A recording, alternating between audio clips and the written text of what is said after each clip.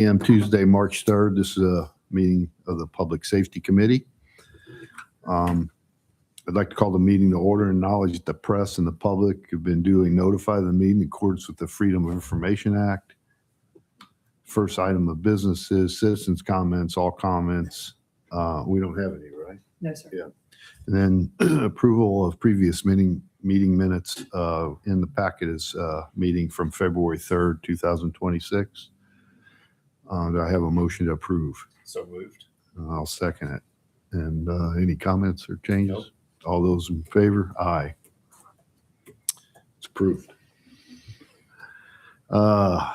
Old business, the first item of discussion is discussion of Mount Pleasant concerns with the connector redesign. It's something we talked about last time, and there's I think there's an email in the packet. Douglas, maybe So you can give a little color in it. we kind of talked last month about where we were with this project and this issue. Had a bit of a recollection that about what the town of Mount Pleasant's position was on the matter. I've reached out to their traffic engineer, James Aton, and his response is in your packet. In short, I do think that we know that they would not support repainting the connector, and I think the primary reason for that is they have bike lanes and striping that wouldn't work with the alignments that we favor. Mm-hmm. So that's where we are. I think I don't know. So I read it, but I think the concern is that if I'll just say on the north side of the connector, they have a bike lane that goes and if we did away with that, then they would have to do something with a cross on the other side. Well, we've got a problem on this end, right? Because it hits a dead end over here on that same side. And I don't think it's an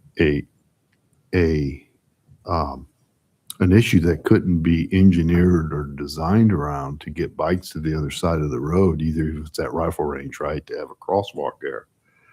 So I don't know if I'm ready to say, yeah, that's a valid reason why we shouldn't try to alleviate a massive traffic issue on the Isle of Palms on something that can be potentially engineered. I think we're, in my opinion, it warrants further discussion with them. And maybe jointly we can sit down and see if there's not some way to come together on this so that we can accomplish, both goals. They want safe bike paths and travel, and so do we. I truly do believe we have an issue here at dead ends. That bike path dead ends on our side, and we want to be able to get some relief on traffic.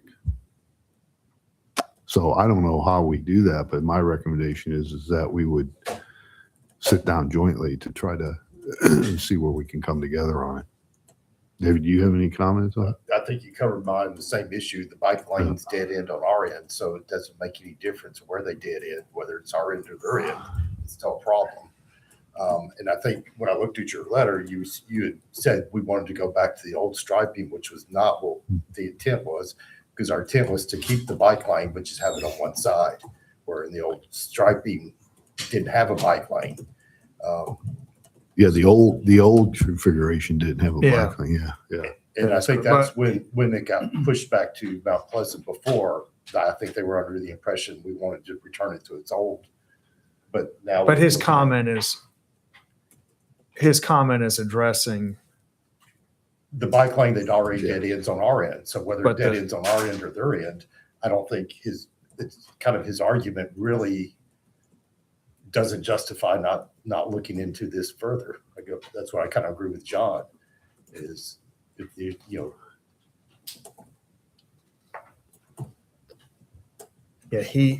and I think they would, and this, you're speaking about the south end. Well, they both, the bike lane that's closest to Public Works, that was a project to have that bike lane go up on the sidewalk. That one's fine. And I think they even say on that side of the road that they have some kind of a project that they're going to expand it into the Sweetgrat Sweetgrass Basket Parkway and Hungry Neck and through that area, which is all fine, to do all that. And the plan is to keep the bike path. The DOT proposal of going from 2 lanes off and 1 lane on, and keeps that bike lane on that side. So that's fine, do that. What they're suggesting is if I'm reading this correctly, is on the other side of the road, they're saying they would need, it would dead end, and they would need some way to get across or in other words, they would need a way to get across from the bike path over to the other side. Right. And so we can engineer around that. But right now it dead ends right here, and you have to get into traffic to be able to get back into a safe bike area. So for us, the pinch is if you're leaving the island, you're in the outbound Right, lane. yes. When you go around that corner, there is a section there that doesn't have a bike lane, correct. correct? That's Right. correct. And I'm thinking from a safety standpoint, goes back to kind of our thoughts before, is we would get rid of that bike lane and then work on how to get people to the other side of the road without going through the traffic or intersection. Yeah, it's a much safer, I think, to do it at a stoplight than it is, just arbitrarily at the end of the connector here. Yeah, and we know that the DOT doesn't like them in the middle of a stretch. They really like it at a intersection. We're happy to facilitate whatever conversations. I don't think that there will be a resolution at the staff level. I mean, No. me talking to James I would propose that our committee somehow tries to discuss with. interact with their committee. With our committee, Yeah. if that can be set up.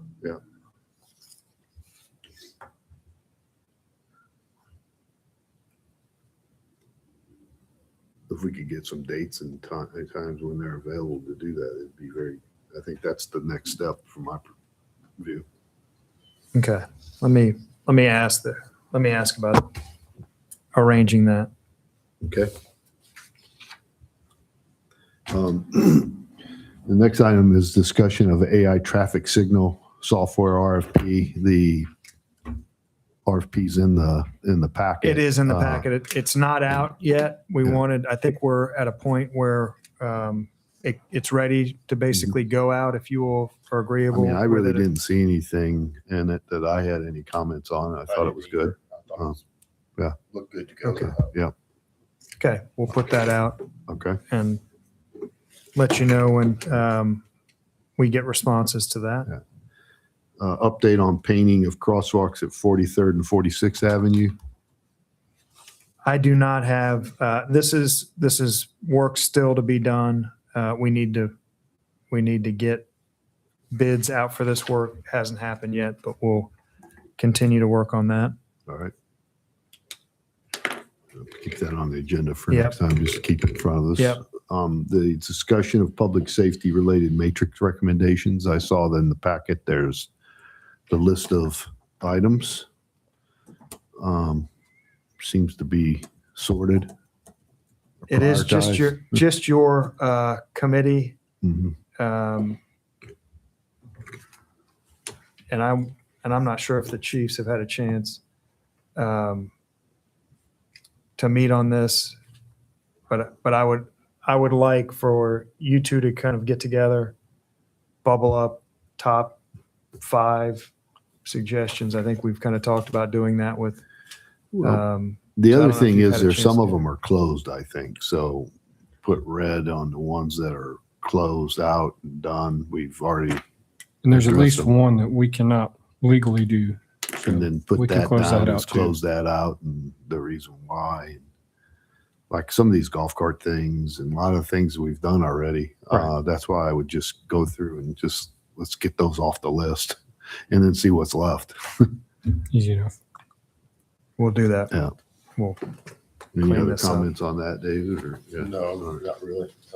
All right. New business items. It's the review of the FY27 operational budgets for the police and the fire. The information or the budgets in the packet. I guess, Deborah, you're going to Yes, sir. kind of take us through that? Is that right? Yes, sir. So what this budget how this budget is presented is we have gone ahead and included some evergreen numbers in there.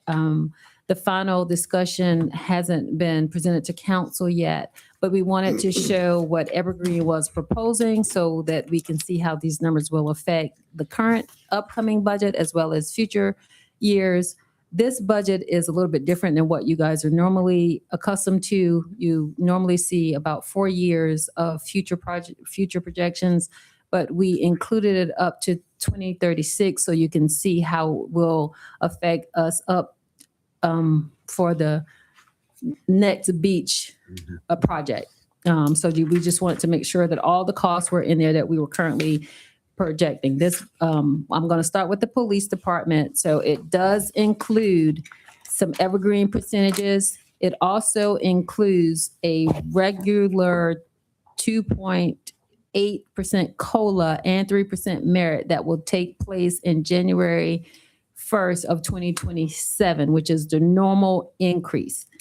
Let me just be clear on what you're saying there, because it shows about an 18% increase. But there's a couple things that I just want to, for the police, does it include the two extra police officers in there? Yes, that For is, 27? yes. Okay. That is the only department that we've added new personnel. All right. So the police department does include 2 new officers in this budget. All right. And then in the comments, it says that it includes a 2.8% COLA and a 3% merit. Yes, Does it include anything additional to that when you talk about evergreen yes, proposals? So it's, right. So it includes, Mhm. right, it includes evergreen study, but we don't know what that will shake out to. So I didn't put the percentage there yet, but I used the percentage that they gave us about a week ago. what is that? Do you remember or do you know? Or 7, roundabout. 7 to 8%, I think so. so it's 7-8% plus 2.5%, 2.8% COLA plus 3% merit. So the Yes. total is like 14% or something. Right. Yeah. Because our understanding of why the study is being done, and I might be wrong, but our understanding of why the study is being done is because we're behind and it needs to get us up to where positions should be comparable to other municipalities. And so once that brings us up to par, then of course we would need to budget a cost of living increase for to keep them competitive Mhm. instead of falling behind like we did again this year and doing a study every year. But we do anticipate doing a study every 2 years, and that's budgeted for in our. Yeah, well, I guess it's yet to be determined what the study shows. That's and right. Or it's done. That's So, right. but it's important to understand what's in here. So what you're saying is there's a 7% At least a 7% increase based on the study. Evergreen. Yes, sir. and then the 2.8% COLA and a 3% merit Right. and 2 police And officers. 2 additional officers. Are in here. That's correct. Okay. And that flows through all Yeah. salaries, overtime, retirement, But- insurance. And this is something I'll ask Chief. It shows that the overtime is up 18% as well, and that just may be formula based on what the wages are going up. But wouldn't we see a decrease in overtime if we're adding police officers? Yes, sir. Yeah. That would be the intent with it.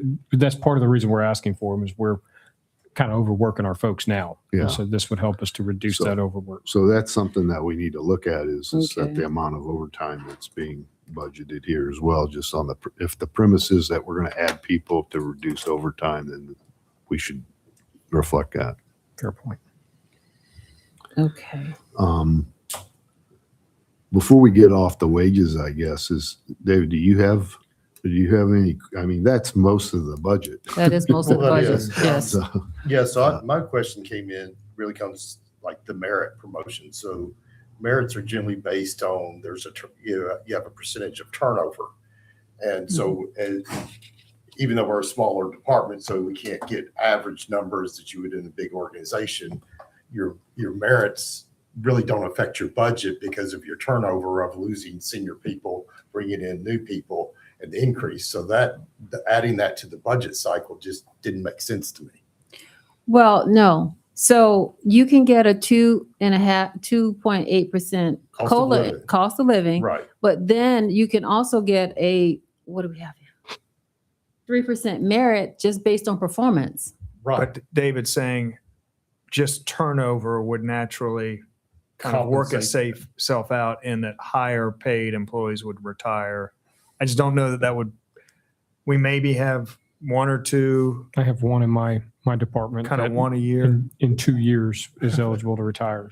So Yeah, so it just doesn't happen. I I understand. understand that, but over the long run term, so budgeting Like future cycle- years, future Yeah, so you years. don't do merits into the future years. Those are just progressed by anticipating cost Cost of living. of, Okay. we can adjust that. No, But- that but- was I mean, just but that's, currently it is. Currently, we are budgeting. a budgeting, merit and then it just a- kind of, Yeah, yes. that was where I was coming from. Okay. That, yeah, on a small scale, the numbers don't work out, but over a long period of time, that turnover rate, you don't increase your salary department based on merit promotions. The merits are due to turnovers. I don't know mathematically if that works out for us, but I do hear the theory. Yeah, and again, it comes back into whether you're doing merits based on your turnover or accelerating them. But that was just a question. Looking through, I had on it. Any other things on the wages of I haven't got to the fire yet. We're going to do that separately, or we? it's, Yeah. yes, it's, All right. it's Yeah. in All the right. back Then of sheets. If there's no other questions on that, you can roll through the rest of the police. Okay, so their expenses are kind of standard. They don't really have anything that is really outlandish. One thing I do want to point out, which I don't see, yeah, there is. One thing I do want to point out is Dominion Energy rates we are estimating that they will increase 13% based on some data that we received. So all of our electric bills in all of our departments are going up, and they have increased even this year. And I don't remember what that percentage is, but Dominion Energy is passing down some substantial rate increases. The other thing that is a little bit different, I'm looking at the increase and decrease column T. Yeah, yeah. So everything else is kind of standard. I'll just go over anything that's increasing maybe over Or $10,000. How about decreasing? What's causing the decrease? Gina? So the decrease in the IT department is they had some software, I think it was in there. I can't remember exactly it what. was drone related software that we won't need because we've got that in the other area. okay. And and then there's a one for CAP tools, the taser. We removed some of the taser costs in there because that's covered in the New- subscription like deal that we have with them. So we didn't need that money in Okay. there anymore. And then the contract down, that decreased at $3,600 on line 39. Mhm. I think we had some hazmat cleaning in there, and we decreased some of that cost All right. as well. And then we're doing stuff in line 30 for the maintenance. It looked like some service contracts went up by 8,000. Is that something that's? So I think this is where our janitorial services, and what we did, what we've found in throughout all departments, and you'll see that in all departments, what we found is we were getting basic trash can service, and they wanted to increase the service to include a little bit more than emptying the trash can. Maybe some vacuuming and wiping down the desk and just extend that janitorial service a little bit more than what we're currently getting. When we do that though, do we just go with the same company or do we put it out for bid? I think we'd go out to bid for this. Right. I mean, budget this, but I think on almost all those services, we ought to look at rebidding or a lot of them. Yeah, this is one where we have known we've been getting a bargain, so we haven't really wanted to delve into it. It seems like, and I can't remember the cost per building per week, but it's Minimal. Yeah. $50, something, so it's one that we've known, if we went out to bid, it would be a significant cost increase. But I do think it's gotten to a point where we need to do it. All right. Some of this increase too is we wanted to move away from, right now we get a cleaning once a week. And that, especially during the summer, is not suitable for what we're working in. So we were asking to move it to 2 times a week for the public safety to make sure it stays presentable. All right. So I'm going to go to page 2.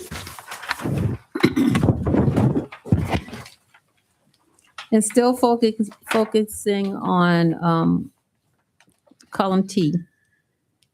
The wages for the BSNO. Yep.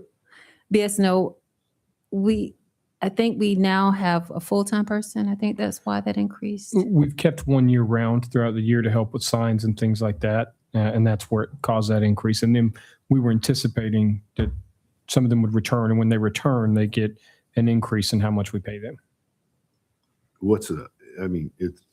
I think majority, this is up 50%. So it goes from 49 or 50,000 to 78,000 basically. But I have to believe that majority of that isn't wage increase. It's probably the person that's on. Correct. for Yes, sir. full. The wage increase is very minimal. It's Yeah. 50 cents an hour. All right. It's just having a person here all the time, but they still have part-time hours. So. Correct. We keep them part-time throughout the year. So that was okay. So you saw the capital page earlier last month, but in the capital, the police department has about $568,000 that's added to this budget. It's not included, so you don't see it because we've covered it on a different page. But the majority of their cost is coming from, a couple of vehicles, some drone services. There's a Cradle Point and some AI technology are the largest components of that $568,000. Moving on It to, looks like the total police is up by 500 and let's just say $600,000. Right? yes, this is 614. Mhm. 580 some odd is people. Cost and wage increases in new people. Yes.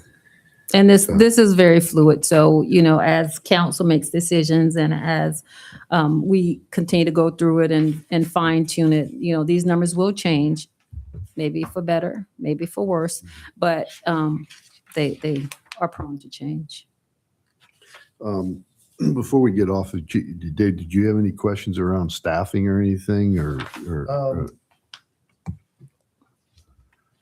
I may ask the chief if you don't, but I would just like to make sure that from these two new people, I know we talked about it before, but I think we should just review one more time as we are starting to get closer to approving this, that we understand exactly where they're going to be and the benefit of them and how you're going to rearrange staffing to accommodate those and why they're needed. Really the justification around you see for adding 2 new police officers. Gotcha. So one of the justifications would be that we have had a significant increase in people that come to our island over the last 20 years, yet we've not added a law enforcement position in 20 years. Mm-hmm. With that, we're working our folks consistently to make sure that we meet the demand of the increase in population. And even during our non-peak season, we see a significant increase in in people that are visiting our island compared to the number of full-time residents. And then the other part is to maintain our folks and to maintain good quality employees, we ensure that they get training. And we also want them to take that time off so that we're not burning them out. What happens though is when they're taking that time off that we want them to take, their vacation leave, their sick leave, or they're taking that training, we're having to fill that with other people, and we're then burning those people out for it. And so the real purpose is to minimize that burnout so that we can retain officers for a longer period of time. Nationally, we see that law enforcement officers are leaving agencies and even the job in general because of burnout, because of overwork. And so we're trying to minimize those numbers for that. What we will do is we will assign them to special services, the same place that we have K-9 and traffic officers, because we currently use them to supplement officers during our busy peak times.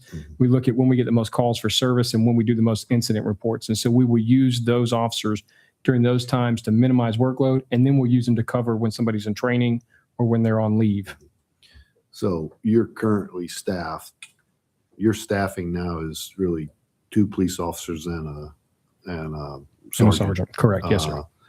on On all patrol. the shifts on patrol. And then when And we're then you fully staffed, supplement that. right? correct, with the K-9 and the traffic, they help supplement that. Yeah. Traffic being, when you look through the matrix that we just looked at, there are a lot of conversations about traffic. So we really want to get to a position where we can have that traffic officer focusing on traffic Mhm. to really address the concerns that we get from our residents. And this will give us that ability to really do that as well. I was gonna ask, what is for your patrol, what are their schedules?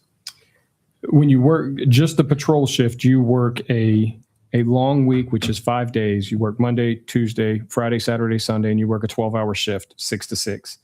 And then the next week you'll work Wednesday, Thursday, 12-hour shift, 6 to 6. And we stay on permanent shifts. And so you'll have 4 squads that do that. And then the supplemental folks, we try to move them to a 10.5-hour work week so that they're more flexible to cover those busy times. And then also it keeps them more flexible when we need to adjust them for special events and things like that. And then the other part, other than patrol, is you have the admin staff, your 3 detectives that work any type of crimes. And then you have myself, the lieutenant, the deputy chief that work admin hours. Right. So go back, you said it was five days, 12 hours a day Yes, sir. for a week, and then they basically 2 days the following week. Correct. Yes, sir. So 10 12s in a 2-week period. Pretty much. Yes, sir. That's what I was. And those are standard law enforcement. We've looked at other practices they do where they do 8 hours. We definitely don't have enough personnel to be able to do the 8-hour shifts. And then there are some that tried the 10 hours as a permanent, but we wouldn't have enough people for that either. But we did look. I tried to get creative. I knew there was seemed to be several different kind of shift things. So I was just, curious of how our department worked Yes, sir. in the shifts. That goes back to, basically 3 people on each shift. Yes, sir. Yes, sir. And then they're supplemented. These 2 other officers would also help to supplement it. What that also does with the 2 others, when instead of making them cover a 12-hour shift, they can actually cover half of it apiece and have an overlap time where they could still have more officers during that busy time. Right. All right. Ready to move on to 5? I think so. Okay, as we move on to fire, we see the same thing with their payroll. And just a reminder, this is just what Evergreen has recommended. This does not include any incentive programs. So again, just because this is up 12%. So it includes the 2.8, the 3%, plus the whatever the remainder is of the Evergreen study. Right, and those percentages were a little bit different for fire than police for some reason. But whatever Evergreen recommended for police, we did police. Whatever they recommended for fire, we did for fire. So Okay. those percentages are not the same. They're not the 7%. I'm not sure what they are, but they're not the 7%. One thing with their department, aside wages, as the IT line, which is line 29. Mhm. One thing that so it's increasing, you can see that increasing by $17,000. And that is partly because of two new software subscriptions. And Chief Oliveris can elaborate on what those two new software subscriptions are. Yes, one is the incident command training software. We currently have 4 licenses for that. We're looking at it, and we think we can drop down to potentially 2 licenses, which will cut that in half. And we can still operate efficiently. So that was the big piece. And then there was a Cradle Point software, and I think your Chief Cornett mentioned that, but how our internet connectivity is in our apparatus, it helps with not losing connectivity. And so that was the other piece that helps us manage that piece of the puzzle through Rock Brothers. And then there's some new Motorola software. Yes, and that's required by the county as well for encryption. The local area, the counties all moved to encryption for police a long time ago and fire now. And so Okay. that's a new thing. So we're mandated to do that. Okay. Their capital expenses, which we addressed last month, Mhm. are, of course, the large purchases, the fire truck or the fire engine, and that is a $2.5 million purchase, which is currently in the budget to be financed. The other large pieces are the rescue boat that is kind of spread out between funds. That's $300,000. Chief Oliveris has mentioned if we do not, and that's just the city's portion of what is likely to be $1 million purchase. The city will absorb about 300,000 of that. If that grant is not awarded this year, next year, 2027, then we would need to budget for the entire cost of that purchase. Correct, Chief? That's correct. Okay. Yeah, our recommendation would be to do it in that fashion. We have 2 grant cycles outstanding. One that we're currently in, we have not heard from the port security grant. And then the next fiscal year, we would have another shot, another opportunity. But because of the government shutdown, we haven't heard this grant cycle. So we have 2 more grant cycles. After that, we would recommend, council consider the full funding of the boat. Because of the time it takes to build it, we would have to go another 18 to 24 months for that boat to be built once we decide to purchase it. And so, but we're hopeful this grant cycle will hear something. If not, we have the next grant cycle. So we have 2 more grant cycles, but at some point we will need to make that decision and say, hey, let's Mhm. slot it in this capital year, have to have council consider that. There's also, of course, 2 vehicles in there that to a tune of about $150,000, including upfitting, and that's for the fire marshal and the battalion chief. That is not in this packet because it's on the capital sheet. Right. Um, We reviewed that last time. Yeah. Yes, sir. Let's see. So the remaining of their expenses are kind of, just increases or increases from what we are projecting for this year. The only other thing that's in the fire department that is notable is on the last page, line 48. So we can see that line is increasing, and it is due to the, so each department gets a percentage of the appraisal value of their building for repairs and maintenance. Yep. So the fire department includes 2 buildings. Half of it split with police, the public safety building, and then the fire department takes care of Station 2 by themselves. So this cost is increasing because, of course, Station 2 is getting older. And so we are experiencing additional repairs and maintenance for that building, and so that percentage has increased from 1% last year to 1.5% this year. And what line item are you on? That is 48. 48? Yes, sir. So it's the 39,000, Yes, yes, 35, sir. yeah. And that includes, of course, any HVACs. And Right. that though, that's not, there's not an accrual set up for that. That's either, it's budgeted to spend 39, but if you don't spend it, that goes away. It's not like we're putting it into, That's correct. We're not rolling it forward. Yeah. It's, if they spin it, they spin it. If they don't, then it starts over. all right. So, I mean, if you look at the two, it looks like we're increasing almost 1.2 million, but over 1.1 of it's wages, salaries, and PID count. So that is yet, it's pretty fluid. I mean, until we get done with the wage study and get through those recommendations, understand all that, exactly how that shakes out to this, but at least we understand the basis for what's in here. But it's a pretty hefty increase. And until we understand revenue as well, we got to see the other side of Right. the picture as well. Yes, And so, but that's coming next week, right? that's coming. On Wednesday? On Wednesday. Yes. We'll see the Yeah. full picture on Wednesday. All right. Any, I have the same kind of question of the fire department on how the staffing kind of, so y'all, how does y'all schedules work? So currently we do a 48-96 schedule. So we're on our shift employees we have 36 positions allocated in operations for shift.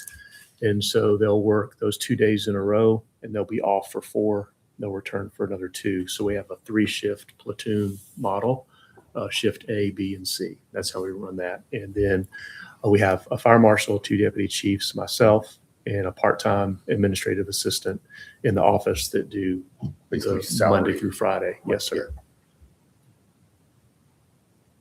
you want to talk about overtime any? I mean, there's built-in overtime, right? Correct. Into your schedule. Correct. Yeah. And then- FLSA governs that. Anything over 106 hours in a 2-week period is required to be by Fair Labor Standards Act to be compensated at time and a half. And so because of the amount of hours that our firefighters work in a year, granted, if they don't take any days off, let's say they don't take any days off, which is not really realistic, Right. but if they don't take any days off, there's a calculation of overtime that all municipalities use. And so there's, around 100 and, Deborah, what number? Correct me if I'm wrong, for just the general, It's what, 200 and, 220 for, or 130. Yeah, not for firefighters? for firefighters About on shift. 232. I believe so. Yeah, we'd have to get that number, but Yeah. there's about, a small portion of the hours out of the around 3,000 hours that they work a year is falls into that status. Not every paycheck, but some paychecks, like every 2 out of the 3 or so will fall into that. If they don't work any additional overtime, just because how their shifts fall with our pay period. Right. So. And then other overtime is to fill vacancies only? Correct, staffing. And like Chief Cornett mentioned, so we currently have 7 positions that we are backfilling. So we have 12 people per shift. So we have around 20% staffing that we have to fill those positions. We'll have 3 personnel that will get out of recruit school. They'll graduate March 27th. And they'll come onto operations, which will be fantastic. So that'll help with reduce our overtime. We have a 4th firefighter who graduates recruit school May the 8th or 10th. And then that will be those 4 positions that we have been paying for since August, but we haven't seen the benefit here operationally because they've been in school. They'll be fully certified and ready to go. That will help us reduce our overtime cost as well. Is that, Councilman Goshen? does Yeah, I that help? think, Yeah, does that help you? Yeah, no, Councilman Cohen, is that? yeah, it does. Okay. Yeah. Yeah, police and fire are so similar, like, 80% of the calls that chief responds to, or 80% of the calls that we respond to, chief has his guys and girls there. Yeah. Which is fantastic. So that staffing also that he's requesting affects us in a positive way. And we're very similar, but then our schedules are just so different. And Well, but yeah, that's, Yeah. So try to kind of understand how that fits in. yes, And like I said, the fire, because they're well, you said 2 days on or 3 days on, depending on. 2 days on and they'll be off 4 days. Yes, sir. I don't want to jump ahead of the admin committee on anything. I know they're having a presentation today Yep. and talking about the wages and the study, and we're going to talk about it next week as well, Correct. I think on Tuesday. But there's this, I think there's been support and there's been a notion that if to pay on or some amount of pay for different education, training, credentials, those kind of things. And both of you put forward, some recommendations on that. But, and I'm very interested in looking at those because I'm supportive in general of that. But what was missing on that was the amount of dollars associated with that or how we would compensate based on that. And I don't know if that's part of the study or not, but at some point fairly soon, I think, because I think it all fits into a total compensation package. I mean, right? And so at some point, we're going to have to address that pretty quick on if we're going to introduce these credentials and education bonuses and what the amount would be and how we're going to compensate. So I don't know if the admin committee's taking that or if they want to pass that on to us or not. So I think it's something to address pretty quick. And if we need to have a special meeting to address it, we can do that. But I think we should potentially get involved somehow with that, since both of you are, put forward the recommendations. But I would bring it up today to figure out how we're going to address that at the admin committee. I mean, I do think we do have the information. So the cost and the we're still working through what a kind of equitable solution would be between both departments because each chief has worked independently on those recommendations. So we have ideas about it. I think that they dovetail in with pay They as do, well. So, yeah. I mean, I would hate to kind of carve out. it out. And I'm not and not- suggesting that. I'm just suggesting that that's something that needs to be addressed at the same time as pay. And if we can help or we need to review, we can. Yeah. But it does. It's a total compensation system that needs to be looked at.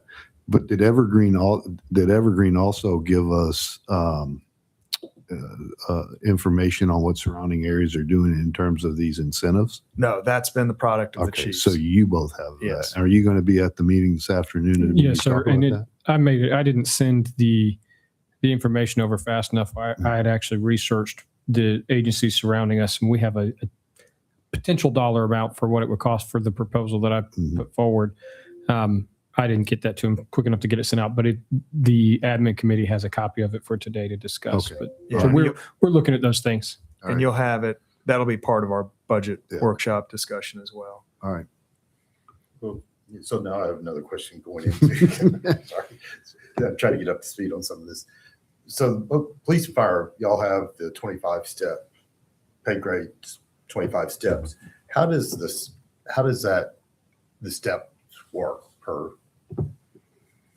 I mean, how you progress did you- through it? Yes. How do you progress through it?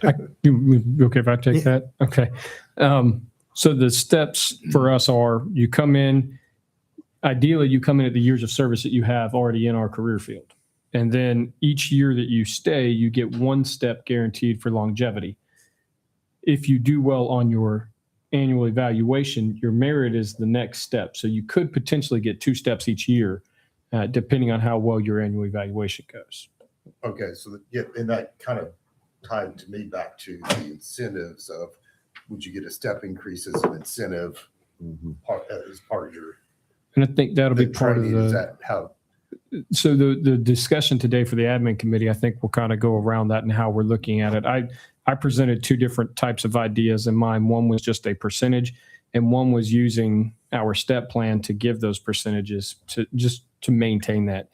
What the other organizations that I looked at for incentives for your certifications, what they are doing is either an annual or a biannual payout for those different incentives. So basically, you got so much money, right? And they say you max out at this much. It doesn't matter how many certifications you have. At the end of the year, you can only get up to this much, and that way it keeps it. What I liked about it is it keeps it competitive for us too, because some of these things that I listed were instructors, and what we don't want is people to get an instructor certification, get paid for it, and not use it.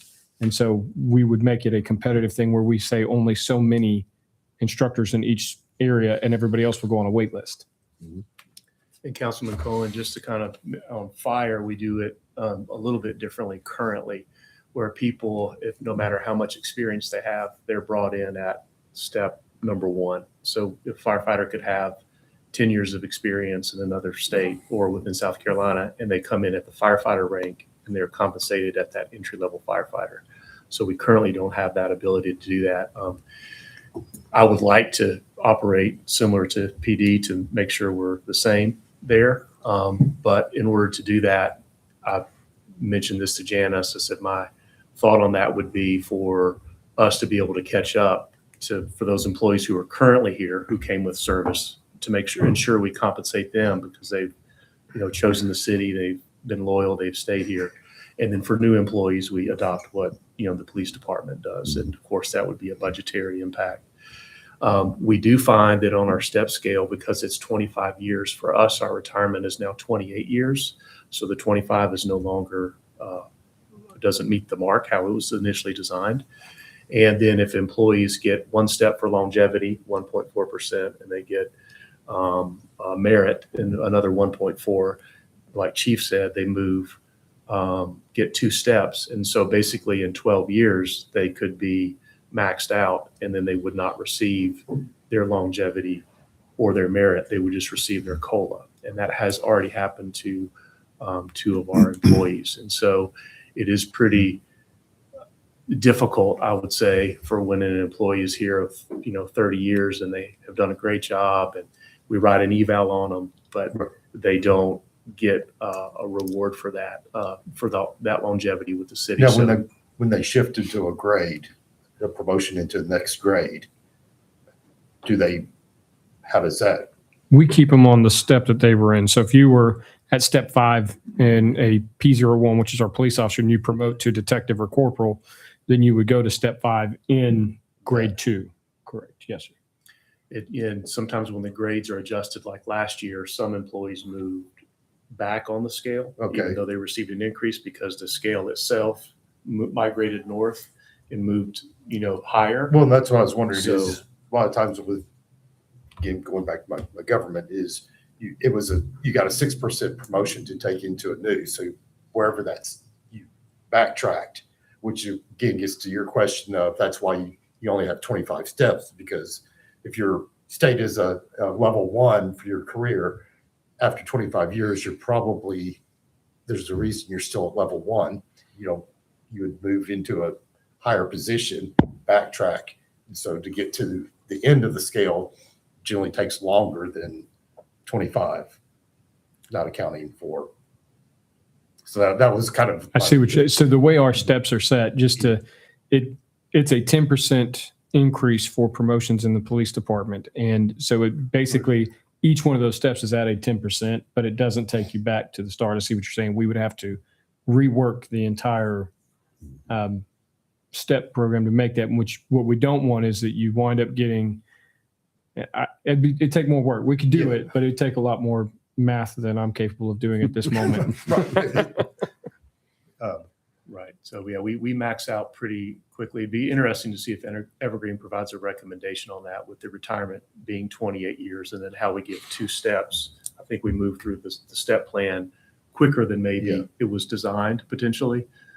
So maybe instead of 1.4 to 1.4, each step is 2.8, but you only move up, if you get merit and longevity, you just move up that 1 step. That would help tighten that range a little bit so where people don't migrate out. But again, that would be something that Evergreen could potentially recommend. But that is something that our employees mentioned, that it is a little difficult, when you want to spend your career. Because, we look at Yeah. it just like Chief does, we want to hire somebody who, hey, does this person have the potential to be the fire chief one day or a battalion chief or a captain, not just the entry level, like you mentioned. And in order to do that, we have to hang on to them. And so, Yeah, and that's, I guess, a question, looking at a theoretical career path, the guy comes in and going through your pay chart, how would you expect them to progress to, wherever they would end up in 30 years? that's right. That's right. And the other thing to And then keep them. does our chart support that? The other thing to keep in mind with it is we're a smaller municipality, so your opportunities to promote are very Right. few. So it's not uncommon to spend many years on P01 because there's only so many P02 and P03 and 4 and 5. So there's not always an opportunity for it. Not that they're bad performing, but just something to keep in mind is that we don't, in an ideal world, we can retain everybody until they retire, but then that also minimizes that even further. But yeah, as you move up, there's only 1 in 3, 1 in 4 positions. Correct. And only one of them gets promoted. I just have one correction. The automatic overtime for a fire department is 238 hours. 238. Okay. 238 hours. And then they also have some kind of built-in holiday hours in theirs at another 144 hours Okay. for holiday pay. Thank you, Deborah. Mhm. And their yearly hours on the regular is adjusted for more hours than normal. Is that For the 106 hours, right? Well, there's some additional, 2,960 hours a year is what the base pay is for fire based on the schedule. Anything over that on an annual basis is overtime. It falls differently that paycheck to paycheck based on Right. That's correct. how it works. Correct. and some allowances for, of course, people being out and short staff and things of that nature.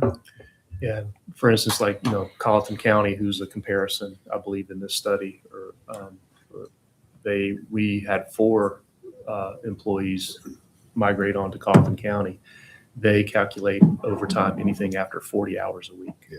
And so they exceed the FLSA. So that's, substantial. So everybody calculates it a little bit differently. And so, but that's how we calculate it here. Mhm. So. All right. Miscellaneous business, it's on here. It's the next meeting is April 7th. I think you'd asked if we could change that, right? Yes. Yeah. Would that I mean, I work don't with have a everybody's prob- I schedule don't to have a move it to problem the 6th? with the 6th. So Okay. if we want to change that to the 6th, Nicole, the next Nicole meeting. will be here. So we'll confirm. If we can get that to work out, Yeah, we'll that's confirm good. that with everybody. Thank you. All right. Being no further business, make a motion to adjourn. Second. All those in favor? Aye. Record 11:53.